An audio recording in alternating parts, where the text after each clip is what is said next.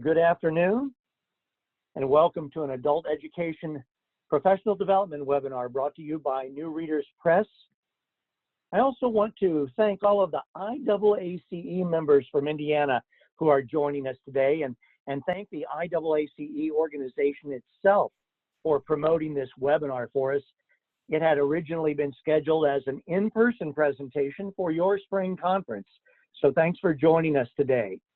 I'm Dan Helms, the National Sales Director at New Readers Press. In the 17 years I've been in this business, I've had many opportunities to work with our presenter today, Sara Gutting. Sara has held every role in adult education that you can hold.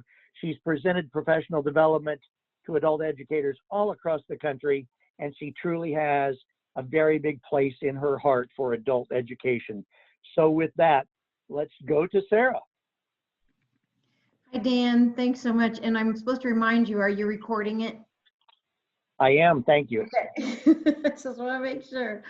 But thank you guys so much for being here. Welcome, everybody. I was kind of looking in the chat window to see where everybody's from. And, you know, as much as I love presenting face-to-face with everybody, but it just doesn't replace that for me in my heart, because I love to see all of you. It is really cool to be able to reach so many people in so many different states. So I've enjoyed seeing where everybody's from. So thanks for putting that in there.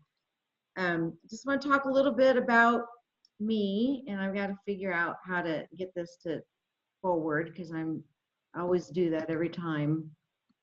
And I think it's better if I go down here. Give me a second. Sorry, see, technology. I'm a face-to-face person, and it doesn't want to forward. Dan, what did I do this time?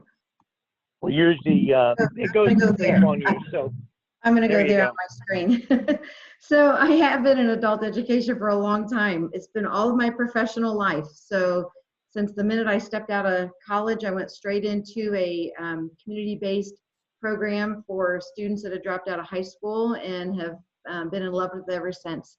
I did start out as a volunteer in our local adult education program, and then helped start our high school equivalency program where we got high school credit. And then I immediately started working at the jail. I went up to my director at one point and said, do we have a jail program? And she said, oh yeah, we have a jail program, but the person there's never gonna leave. She loves it, she's gonna be there forever. And I said, well, let me just go visit it. Can I just go visit the program? I stepped in through those metal doors and I fell in love, and I've been there for 25 years. So the woman that was teaching it actually went off on to do a mission trip, and I stepped in, and it's just been a blessing for me, and I have absolutely loved teaching, and I still teach there. We're on a little bit of a hiatus right now. I've got a couple teachers on the in there right now working, but we're at a lower level of students, so it's been able to allow me to do some things like this while we're trying to get things reorganized during this COVID-19. You can kind of see some of the things that I've done there. I always say that I'm a consultant, a professional development facilitator, but more importantly, I'm a teacher. I still love to teach, and a lot of things that I'll talk to you about today are things that I use in my classroom. And that's what I love to be able to do, is just say, yeah, I use this. And yes, it was real painful when I first started doing it. It was difficult when I first started doing it, but we stick with it and we do it, and it really helps the students. So I hope what I can give you today is going to help you all to help your students with reading. So enough about me. I want to hear a little bit about you, and I've got just a two-poll question to get to know you a little bit, and Dan's going to pull those up because I want to hear a little bit about what you think about reading. So what do you think about most when you think of teaching reading? So choose one of those answers. What do you think of most when somebody says reading?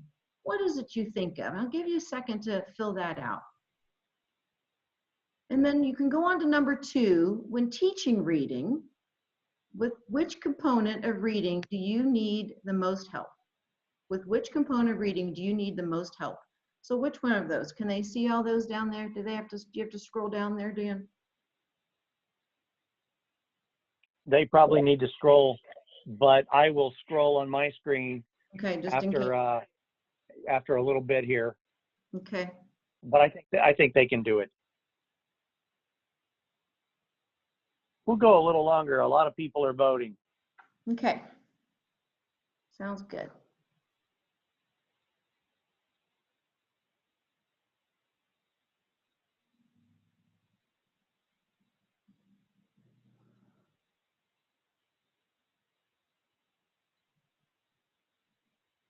Okay, Sarah, at this point, I can end the polling question Okay. anytime you want. We've got 140 or more have voted so far. Are people You still say voting? when. Do we need to go Yes, ahead? they are. Okay. Maybe people We'll go just just a starting little to bit longer here. Okay, it looks like it's slowed down, so let me go ahead and end this and show you the results. All right, let's take a look at these. Okay, so we have a lot of reading comprehension. So we have when you think about what you teach, what do you think about overall reading comprehension? But we also have to think about social studies, science, reading literature, literacy, but we think overall reading comprehension. For some of us, like me, who've been around for a very long time, the GED, HSE, HiSET, TASC, however you want to call it, it was really a lot about reading comprehension. And today, in the new tests, we really need to know more about social studies science. We need to know about some of that reading. We need to know about how to teach that literacy and those components. So we're going to talk a little bit about all those today. But yes, it is a lot about reading comprehension, but let's dig a little deeper in that. So let's look at number 2. When teaching reading, with which component of reading do you need the most help? And Dan, I can't see the bottom of those. Can I scroll those down, or do you have to do it? Oh, I can scroll down. Look at that. See, again, I really like my face-to-face stuff. So, strategies to teach overall reading comprehension. We need those, don't we? We need those strategies because sometimes we look at that and we think, okay, so reading comprehension, what does that really look like? What does that really look like? But a close second was literacy. And then you look at reading activities, social studies, and science. It was really, we need a lot of that, don't we? So we need a lot of those. So I'm going to go ahead and close that out. Can I close it, Dan, or do you have to close it? I'm going to close it. And I'm going to try and find that bar down here. I closed it. Okay. Let's find my bar. There we go. So when we think about what we have to teach, I mean, we are that one-room schoolhouse. We know that. We have to teach. A lot of us teach all the different subjects. We have math. We have social studies. We have employment skills that we need to be bringing in. We have writing. We have reading literature. We have science, and we can't forget our literacy because we still have people that also still need some of that literacy piece. So when we think about those and we think, oh my gosh, what do I do? Where am I going to begin? I have all these things. And when you look at math on this list, you have math. I put math on there because we teach it, but is there not reading in math? Isn't there vocabulary in math? Isn't there some reading comprehension in math? We still have to be able to find all of those things, those reading comprehension tools in all of these subjects and some. I know you guys could throw out some more subjects in there that you're teaching. So we've got all of these things and we're thinking, oh my gosh, this is what reading comprehension looks like to me. It's like everything. It's like everywhere. I don't know where to go. I don't know which highway I'm supposed to take. I don't even know strategies I'm supposed to do. So I want to make it look like this. I want to give you some streamlined things that you can start with, whether you're with a literacy person or you're with a middle of the road person or you're with that reading comprehension higher level person. I want to give you some strategies that you can take and say, okay, I can do that. I can do that one thing in my classroom and I can get that done. And that's what we're going to talk about today. I want to bring up 3 of my favorite books. I have a lot of resources, but these are some that I really like. And that's when we talked at IAACE of being able to present at our state conference in Indiana. These are some things I was going to bring up because we forget about books. We have a tendency to always go to the internet, and I'm going to show you some of my internet favorites next, but we have a tendency to go to the internet. And when we go to the internet, oftentimes we have to make sure that what we're pulling off the internet is at the appropriate level. Is what we pulled off at the 9th grade level that we're looking for?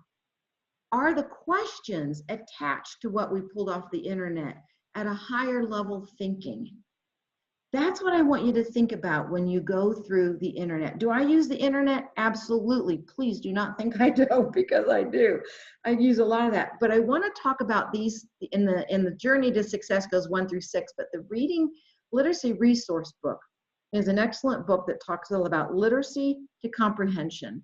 And the Journey to Success books will encompass social studies, science, writing, literature and arts, employment skills, and a whole lot more in there. And I'll talk about those.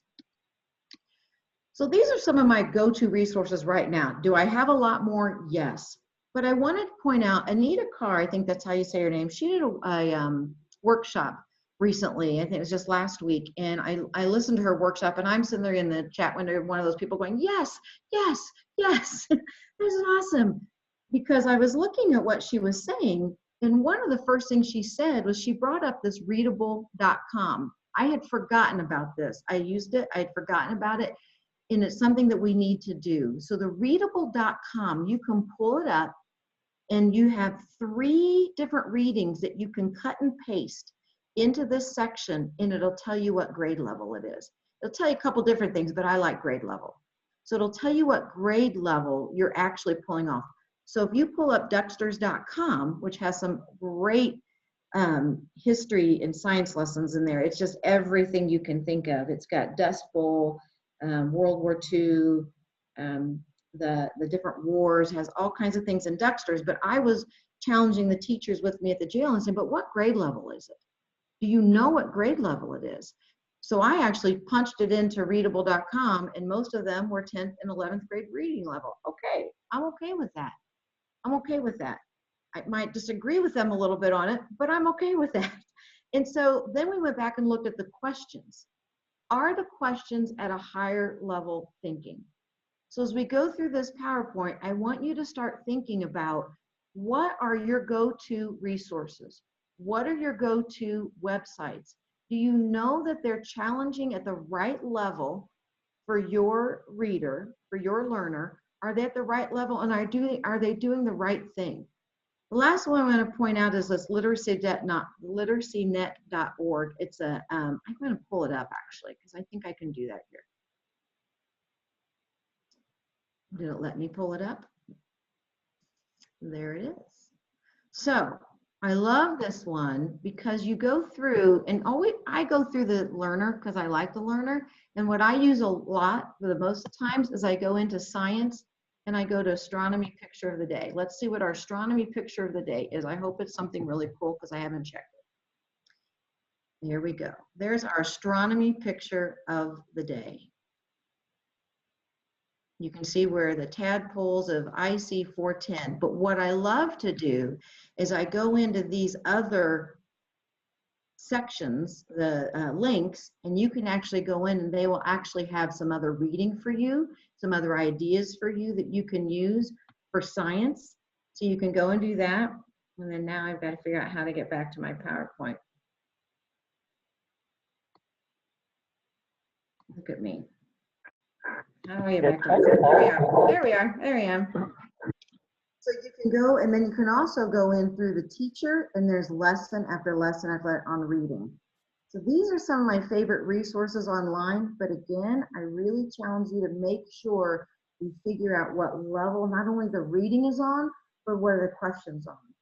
When we look at books that are already out there, when you've got the literacy resource or you've got those Journey to Success 1 through 6, it's already done for me. I know what level it's on, and it is done appropriately. And we're going to talk a little bit about that. I want to talk to you about the resource book first. I just discovered this book about 3 or 4 years ago, and I always say to Dan and to other representatives, this is your best kept secret.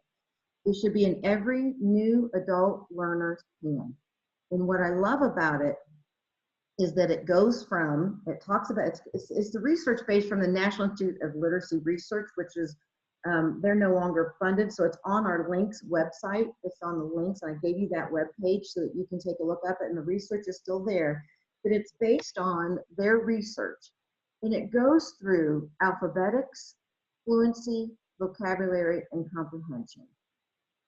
If you don't know your alphabetics, you can't get to fluency, which means reading fluently without stopping. If I can't get to fluency, then I can't get to vocabulary. So once I learn fluency, I can start focusing on my vocabulary. Once I get done with vocabulary, now I can start focusing on reading comprehension. What happens a lot of times in adult ed is we immediately go from, okay, I can read, and then we ask them, can you read and comprehend? Well, no, I can't really read and comprehend. What oftentimes keeps them from reading and comprehending is the fluency and the vocabulary. We can't jump over those. We cannot jump over those. In a lot of the, in the Journey to Success books, every chapter has vocabulary. Every chapter. That's what I like about those. We have to be teaching them vocabulary. A, for life skills in general, but B, it's everything they need in order to get their HSC and move on to a higher level college or career or career pathway, whatever it is that they need to do. We have to get them that vocabulary. It also, in the front of this book, has your characteristics of the adult learner, which is why I think it should be in every new adult learner's hand. Everybody should have this book. It talks about the characters of adult learner, difficulties in learning. It goes through all of the things we know as an adult educator that helps us teach that adult learner. Our adult learners, as we all know, are not just high school kids that just didn't do well and now we've got them. There's a whole lot more into understanding the adult learner characteristics than just saying, well, they just didn't do well in high school. So a lot more to it, and this book goes through that. It also addresses your special needs, learning difference, and learning difficulties. And I like the fact that they actually differentiate between learning differences and learning difficulties and special needs. Separate chapters in that book. And I really like that. And I think, again, it helps us understand that adult learner, especially someone that is learning to read or has a difficulty reading, and that they have to get to that reading comprehension. And we keep thinking, why can I not get to that reading comprehension? Why are they not staying focused? They don't have the fluency and they don't have the vocabulary. These Journey to Success books, what I like about these is that you've got, you can use it in a multi-level classroom. So if you've got a multi-level classroom and you've got somebody in the the level 3, level 4, and level 6, you can, in their social studies, they talk generally about things like the Great Depression or the New Deal or the Civilian Conservation Corps in each of these different books. So let's talk about World War II, and then let's break it down into each of their levels later on, and you can kind of give them each of their own thing to read, but you're still working together as a group.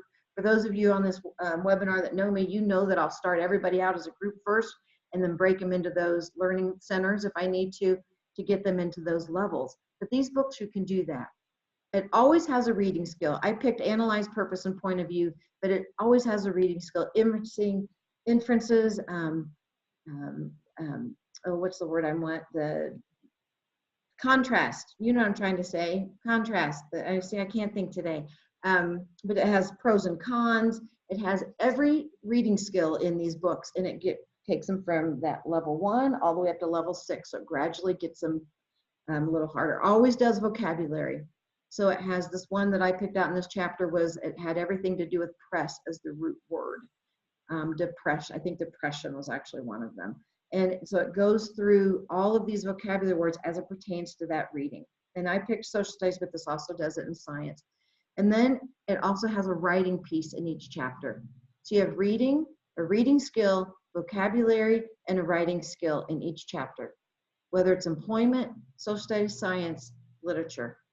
It really covers everything. So you've got a little bit of everything in this book, and that's why I like to use them, because it covers everything. So where do we begin with all this? This is great information, Sarah, but where do we begin? We're going to start at the beginning. And at the very beginning, it's how do we teach reading? So how many of you know about the language experience approach? And I don't know if I can actually see our chat window here. I'm always afraid to pull things up because I'm afraid I won't be able to get back to wherever I'm going. But how many of you are familiar with LEA, the language experience approach? Anybody? Great. I see Mary popped in. Anybody else? Melissa? Good. Great. That makes me so happy. I can't even tell you how happy that makes me feel. It is my favorite. Thank you, Donna. It's my favorite too.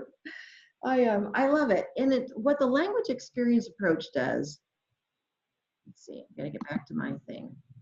Language experience approach, you can do it one-on-one. I did notice in the book it said you could do it as a group. I personally like to do it one-on-one when I have somebody that's struggling with reading. It's got questions based on their own lives as how you want to do it. They've got questions in the book, in the literacy book that you can use, and it has follow-up activities. But the language experience approach is what they believe that what can be said can be written, what can be written can be read. So if you were to ask a student, tell me what your favorite food is, you're going to write down exactly what they say. Exactly. Even if it isn't proper grammar, and I know a lot of us are going to cringe, but you're going to write it down exactly as they said it. And then you're going to read it back to them, pointing at every single word very slowly. And then you can do that 2 or 3 times, and then you can kind of help them if they want to try to read through it too. In that literacy resource book, it actually shows you exactly how to do this. And I think if you've got a student struggling with literacy, this is where we begin. We have to begin with that language experience approach. It's one of my favorite strategies in doing, and I've always had great success. And I'm so glad to see that some of you also have used that. So then you go back to what I also said, is that you have your steps to reading: alphabetics, fluency, vocabulary, and comprehension. I've been, I get the chat window up, and then I want to always keep seeing what everybody says, and it distracts me because, see, I'm a face-to-face presenter. So I'm going to talk about fluency and comprehension today, because I, as a adult educator, struggled with that comprehension. I'm like, oh, well, you know, I can teach you comprehension by asking them the right questions or showing them my reading skills builder, and I'll show you that in a second, and all these things. But what I missed was fluency and vocabulary. I really missed going back to fluency, getting them to read fluently without stopping, in order to be able to then focus on vocabulary and then focus on comprehension. And then the next thing we do is we start working on those comprehension tools. The what I know, what I want to know, what I want to learn, you know, the KWL, and that to me is my reading skills builder. I'm going to show you here in a minute. But and asking the right questions, which is Webb's depth of knowledge. I'm a Webb's depth of knowledge person. Ever since that was introduced to me a few years ago, I'm a Webb's depth of knowledge person. That is the same thing as Bloom's taxonomy. So if you're a Bloom's person and you love Bloom's, bring it back out, because I feel like we've gotten away from that. I feel like we've gotten away from just teaching us teachers how to ask the right question in order to get our students to think on a higher level. So we're going to talk about fluency and then comprehension skills is what we're going to do. So I'm going to talk about this fluency. So I'm going to talk about fluency, and this is actually in that literacy resource guide that I was talking about earlier. And it gives you different techniques. On the left-hand side, you'll see the reading techniques. Let me see if I can figure out how to do my laser pointer. I'm excited because I found out how to do the laser pointer. I'm like really excited about that. So you've got the reading aloud, duet reading, echo reading, alternative reading, and phrasing with pencil tracking, which is the one I am going to talk about because it's the one I like the most. But you've got reading aloud, where the learner listens as a tutor reads. We need to read to our students. And I always remember in 4th grade is when I was the first time my teacher read me Laura Ingalls Wilder out loud. That's what she did. Do you remember that? That our teachers read out loud to us. And there's no reason why we shouldn't always read out loud to our students as well. It's an important way to model what we should be doing. And then you have the duet reading. And the duet reading and the echo reading are a little different. So the duet reading is the tutor and the learner read together. I love that one too, but I didn't think I could do that very well on the webinar, where you're reading them together, so they kind of keep your pace a little bit. So they're going to go through and you're going to read that together. And then the echo reading, the tutor reads something, the learner repeats what you read. So you read it and they read it. Alternative reading, as you know, is the tutor's going to read and then they're going to read. So you read and then they read. But pencil phrasing is one. Phrasing with pencil tracking is one that I really enjoy, where the tutor models the activity, the learner reads phrases, and some of us know this as chunking. Remember chunking, where we would say, read it in chunks? It's kind of the same thing. So here's phrasing with pencil tracking. You've got Scott went to the store to buy a new pair of shoes. You see it?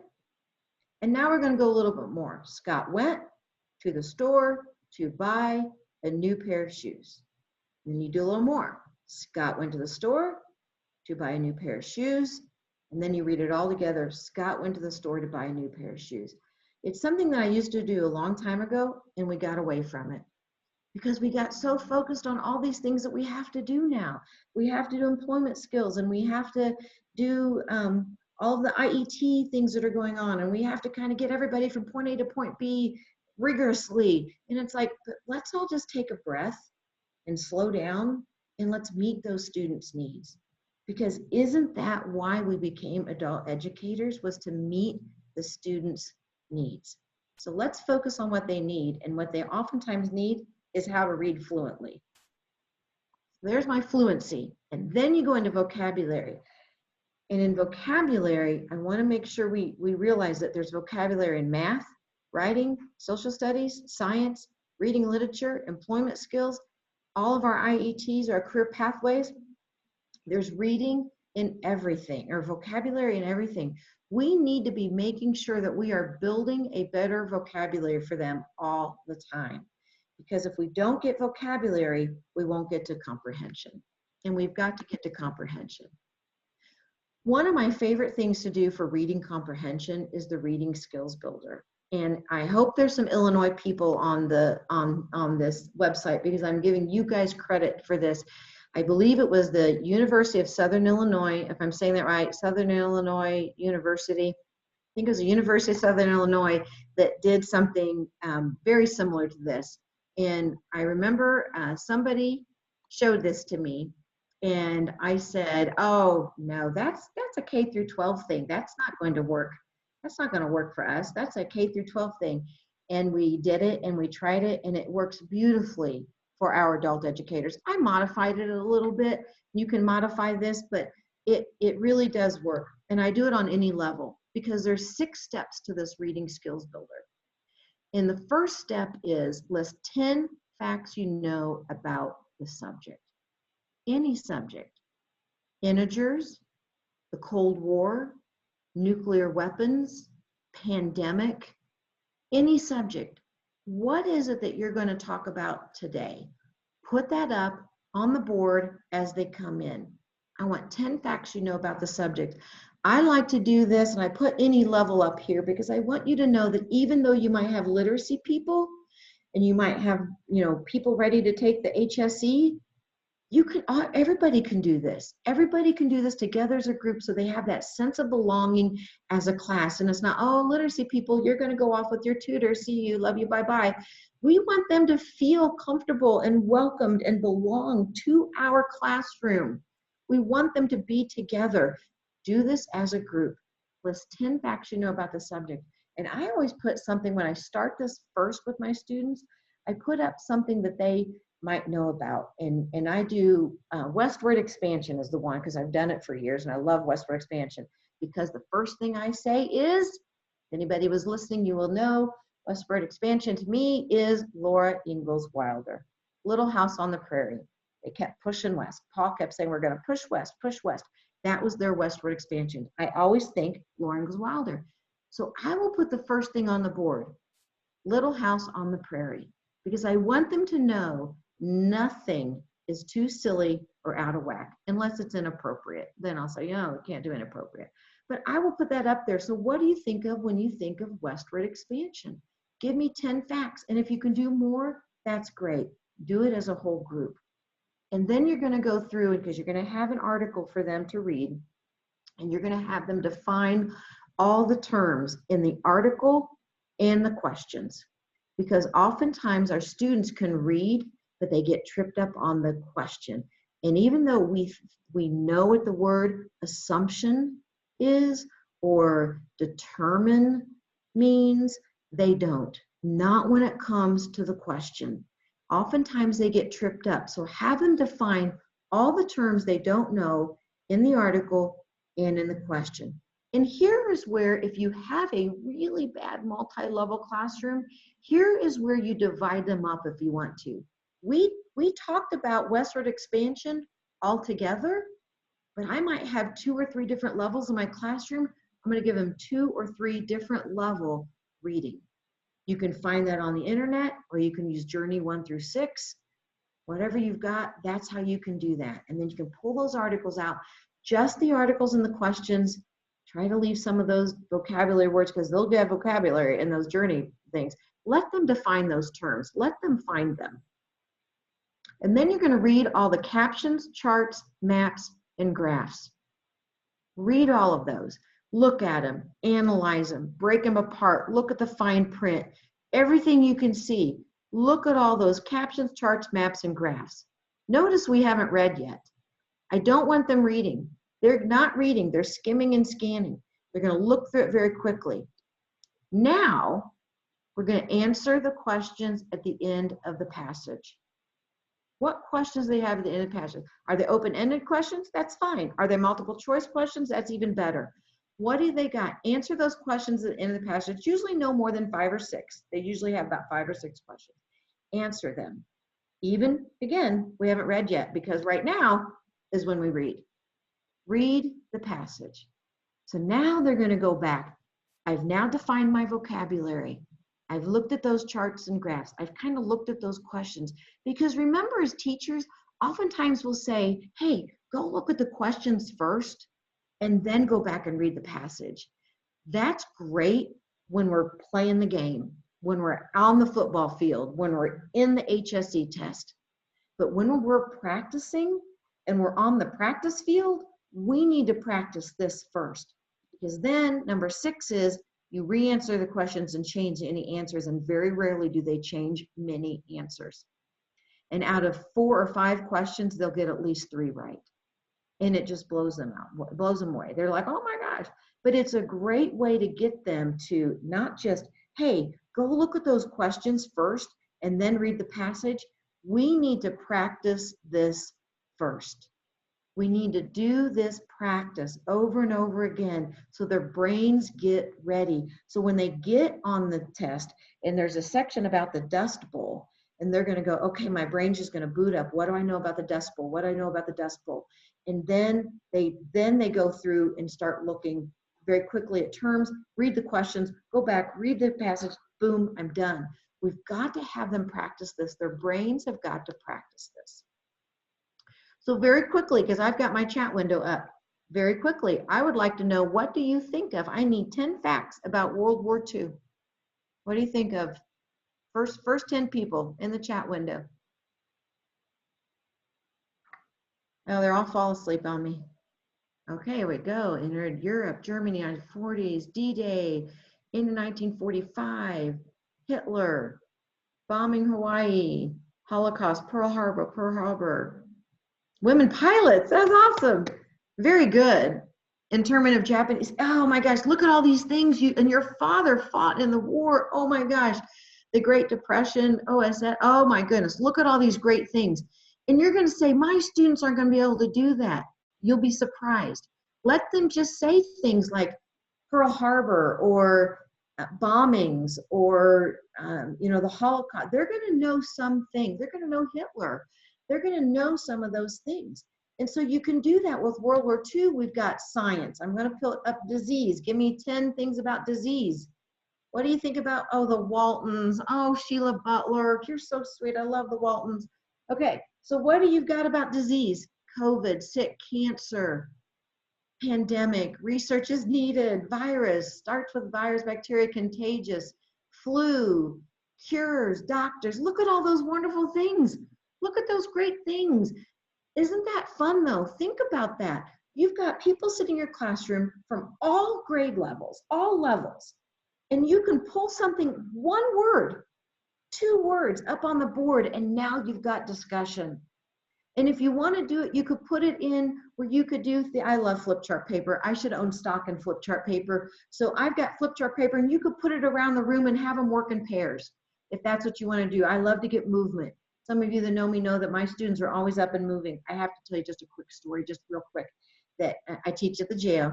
And one of the lieutenants came in several years ago, and they put this thing up in my window, and it said, do not get out of your seat unless advised by staff.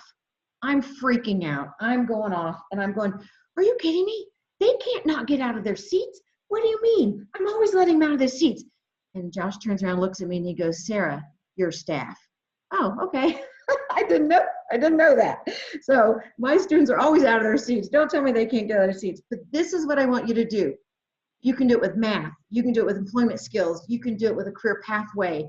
This is how you can integrate a career pathway discussion. List 10 things you know. You can do it with anything. Start your day out with this type of topic. And just whatever your topic is that day, get them excited about it. Get their brains booted up. So I want to talk just a little bit about Webb's depth of knowledge. Close this little panel down for a second. So in Webb's depth of knowledge, I don't know how many of you are familiar with this, but I love it, and I love the question stems because sometimes I can't think of a question that has to do with categorizing or a specific fact about, and I love these question stems. You can pull them up for a lot of different things and just stick them in, on your wall if you're lucky enough to put things on your wall. I can't, so oftentimes they're sticking in my cabinet, but I can't put things on my wall, but have them blown up, have on your wall, because one of the great things about question stems, have your students come up with questions. Have them come up with questions about what they just read. Can you recall whatever, or how is a pandemic related to an epidemic or something? So that would be a level 3. But make sure that you start looking at the questions, whether it's in Journey to Success 1 through 6, whether it's off of the internet, whether it's off any other resources that you use.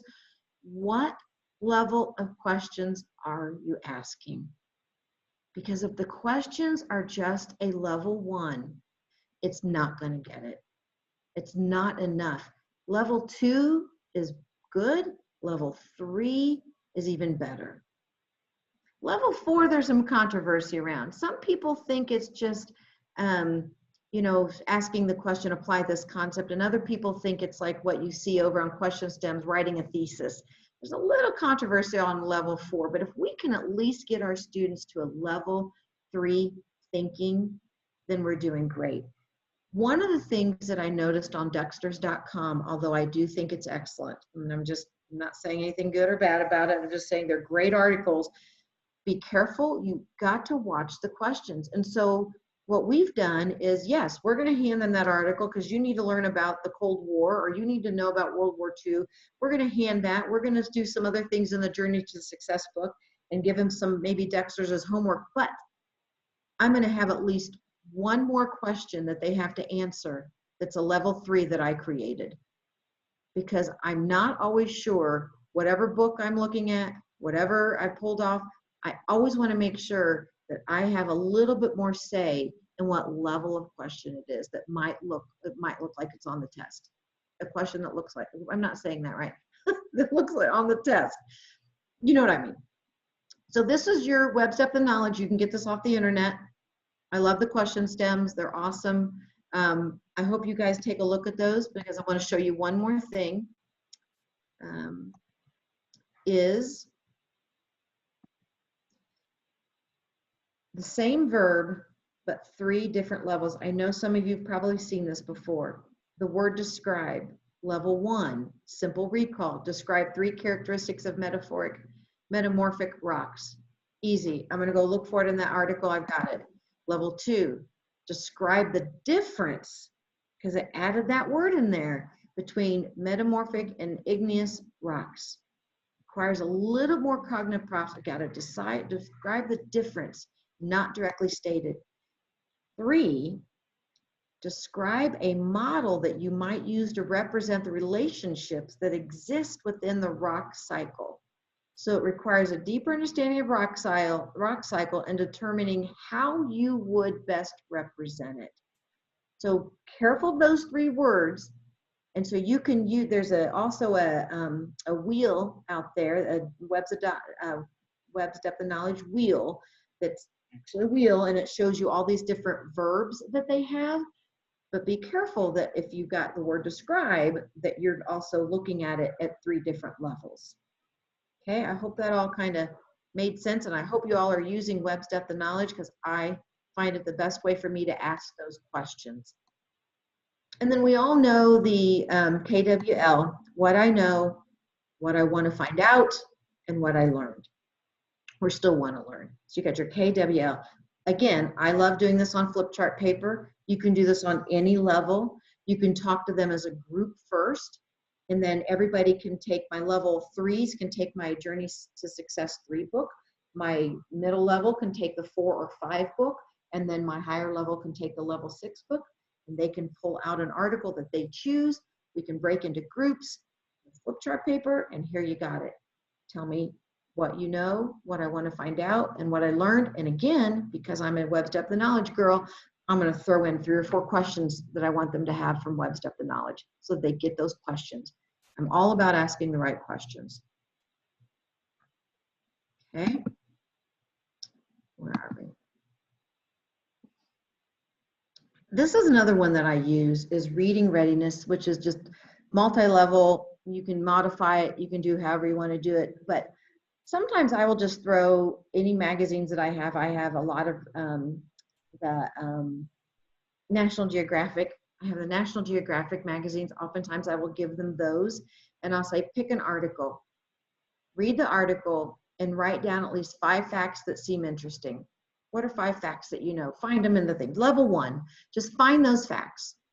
And in 2 sentences or less, summarize the article. Believe it or not, summarizing is very difficult, and we know that. Summarizing is difficult. Summarizing in a sentence or 2 is even more difficult. 15 words or less is even more difficult. So when you talk about summarizing, what level of student are you talking to? Because if I'm talking to a lower level student, I might just say, just summarize one thing that you read very quickly. With somebody else, I might say, summarize it in 15 words or less, because that's more challenging. And then maybe to somebody that is almost there but needs a little bit of help, give me 2 sentences and reference that central idea that you're reading about. So make sure they do that. And there's some great summarizing activities. Actually, one of my favorite ones, I didn't bring this up here, is it's on Teachers Pay Teachers, and it's under summarizing or paraphrasing. It's under paraphrasing, and it gives you 60 quotes from famous people. And I will have my students take a quote, and I don't want them to tell me what that quote means to them. I want them to rewrite that in their own words. It's a great activity. It's a great way to start them into writing. But I felt like it was more writing activity, a reading activity. I didn't share it with you. But when we talk about paraphrasing or summarizing, that's a good activity to help them get to how to summarize something. So in your own words, write down what the picture or pictures are telling the reader. Write something that will capture someone's attention. That's really what I want them to do. I don't want you to just write something. I want you to write something that's really going to capture me. Like, why would I want to read this article about the prismatic springs? Why would I want to read the article about when we might go to Mars? What's going to capture my attention? This is about them understanding why we love reading. Because I didn't really love reading until I was about 30, to tell you the truth. I was telling my husband, and he goes, oh, please don't tell them that. And I'm telling you anyway. But in high school, I didn't read all those books that we were supposed to read. It was painful for me. I couldn't read them. Nobody taught me how to read. Nobody taught me how to stay focused in reading. Nobody taught me these kind of tricks. And so it wasn't until I was probably 27 to 30 that I thought, oh my gosh, I really like reading. I love reading. And so that's where we want to get that, write something that will capture someone's attention. Teach them to love reading. What is the purpose of this information? Why would somebody need to know this? Again, why do I need to know this? So when we're teaching them to read, we want them to be curious. Why do I need to know when we're going to send somebody to Mars? Why do I care? What's the purpose of that information? We really need to get them to understand the love that we all have for reading, or most of us have for reading, and why we do it. And then if the article references time or creates a timeline to tell a story, have them do something with that. What do they do? Have them create that timeline. Have them actually show it. And I'm going to tell you, and some of you are probably going to go, oh yeah, I agree. Our students can't read or do timelines. It's very difficult for them. And I think it has something to do with, if you're a brain research person, with the left to right, reading things left to right. And because a lot of times it's difficult to go from the left to right, and some people like, top to bottom brain instead of the left. I think that might be what it is. If somebody can share some light on that, I would love that. I'm gonna check my chat window to see if anybody has said anything. Okay, good. So I wasn't the only one that told them that they couldn't read, because I'm glad I saw that. But I think that's really good that we do share that with them. So if anybody has any insight on that timeline, I'd love to know that too. So, but you can take any article and do these. Turn off my thing. And do these questions. You can make up your own questions. Make up your own questions. That your questions are just say, tell me about this article in one paragraph, or how would you summarize the most important facts of the article? Even if this was just a warm-up activity for 15 minutes of the day. One of the things I love to share with everybody, but I don't share anymore because they are no longer in print, unfortunately, are they're called nonfiction cards, and they were from EduPress. And that's what I would use a lot of times with this. I've just given these little pieces of about an 8x10 piece of cardboard, and it was just an article. On the back had questions on it, and they were great. But I also started thinking about, they were on only about a 6th grade reading level, which is why I started pulling other materials out to get them at a more appropriate level. So speaking of timelines, one of the things that I love to do is a timeline with my students. And I like to do it with social studies, especially because that's where you would do it. And I love talking about the Constitution. I love talking about the Revolutionary War. And I go through all of these different things. And all of these topics are in those journeys. I think it starts at like 3, like level 3 through 6. And you can pull these out. So no matter whatever level you're in, whatever level they're in, they could be researching their own thing. And then I give them a big sticky note. I put the timeline up on the board, and then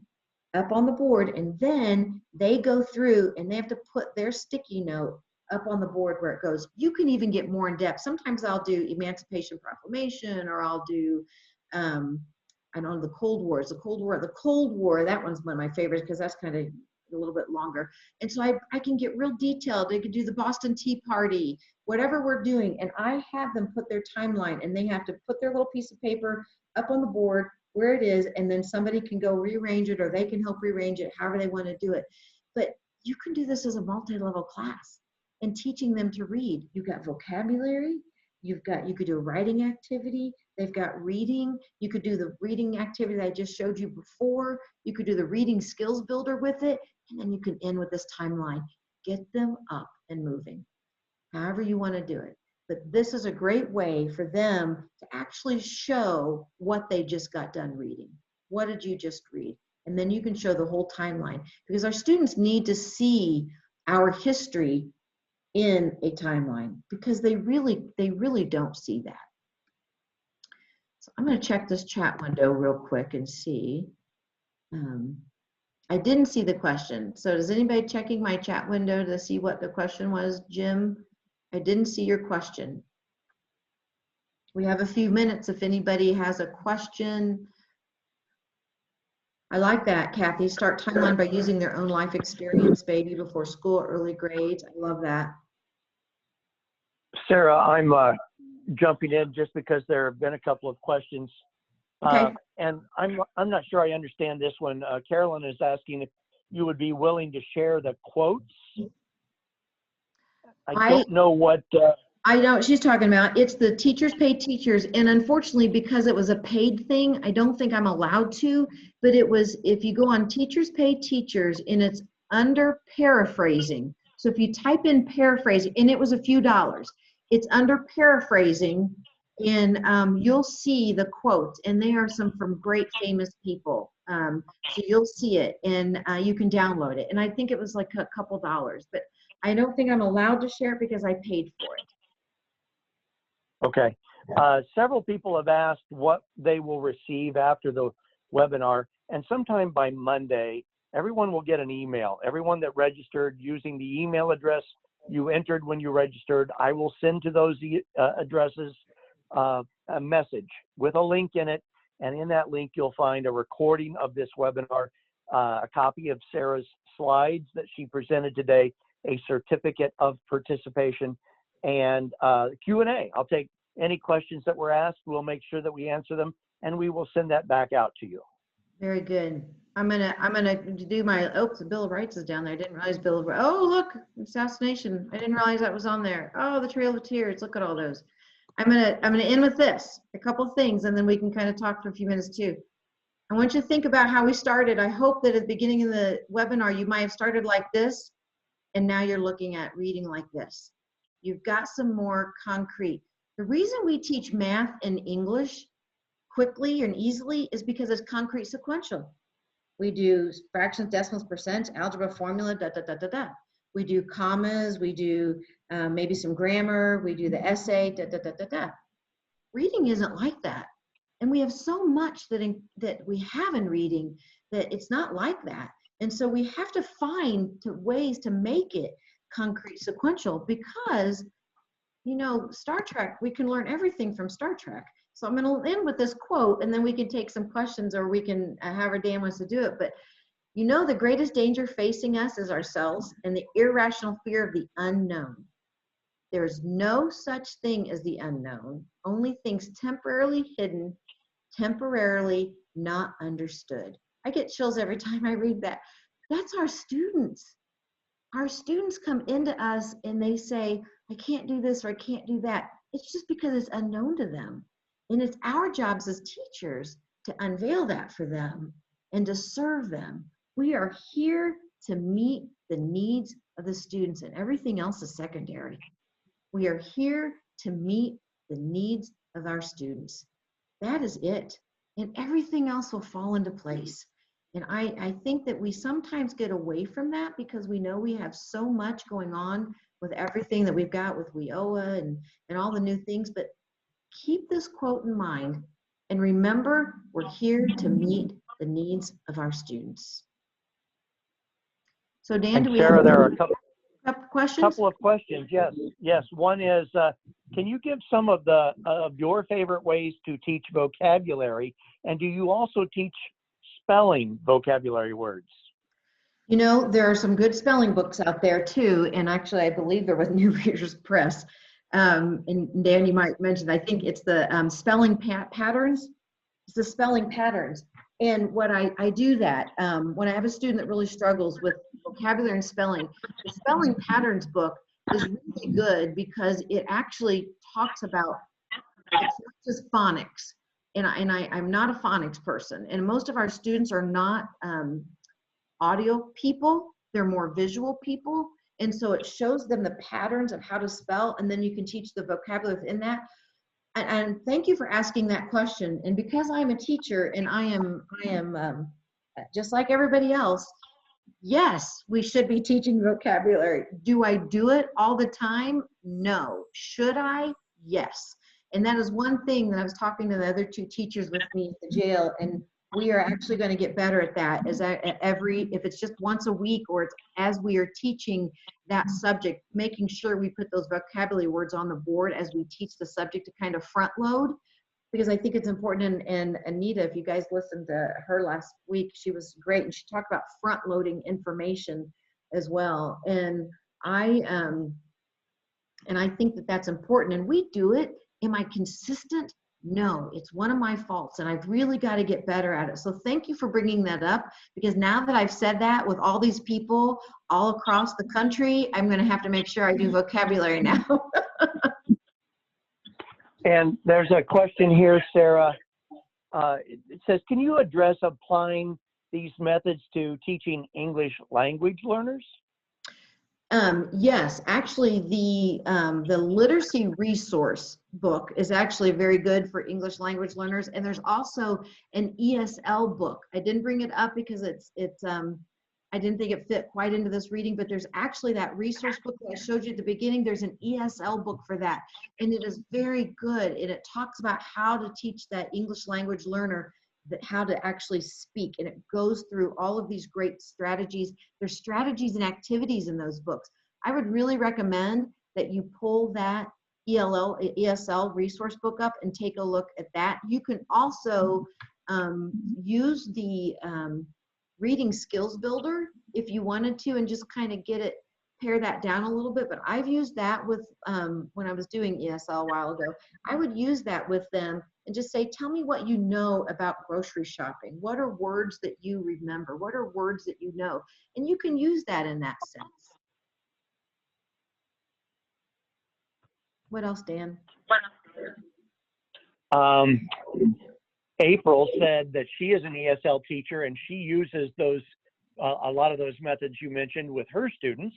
Oh, good, thank you. Jennifer Wigington is putting up the links faster than I can, so thank you, Jen. Thanks, Jen. And I'm just looking, what are some good activities for teaching vocabulary? That's another question. You may have answered it, but it was another question on here. Good activities for teaching vocabulary. I will tell you that I am not the best at that. And my dad told me a long time ago, he goes, Sarah, you have a horrible vocabulary. So maybe that's why it is. I don't know. But I think that I think that we need to look in the Journey to Success books. See, I get lazy because those books have the vocabulary in there. So they've got them in there and they're like, you know, they can plug them in, like close activities. And then the literacy resource book has some activities in there. So we might want to just research and look at that. And I'd be happy to go back and look at it because it is something that is a growth point for me. So whoever asked that question, thank you. You're really making me grow on this. So that is a growth point for me. So maybe we'll look and develop that together. Doug says he used that with low-level readers. I love that. And I think we've answered all of the questions, but what we will do is we'll go through all of the questions. We will make sure that we include answers to them. We'll put that on a Word document, and we will send that out in the follow-up email with the recording and the certificate and the slides. Yes, and a couple things. You can get that, the literacy resource book is through New Readers Press. I think that was what you're asking me. And then will you email us the next week the chats and links? Yes, right, Dan? We will email them the questions from the chat window, right? Yes, exactly. Yes. Okay. Okay. All right. So Sarah, on behalf of New Readers Press and on behalf of IAACE, thank you for spending an hour with us today. And it looks like it's been very informative for a lot of people and helpful. So thank you for that. Good. Thank you, guys. I really appreciate all your questions, and whoever it was that pushed me to do vocabulary, I'll report back on how I'm doing. Okay. Thanks, everyone. Thanks, guys.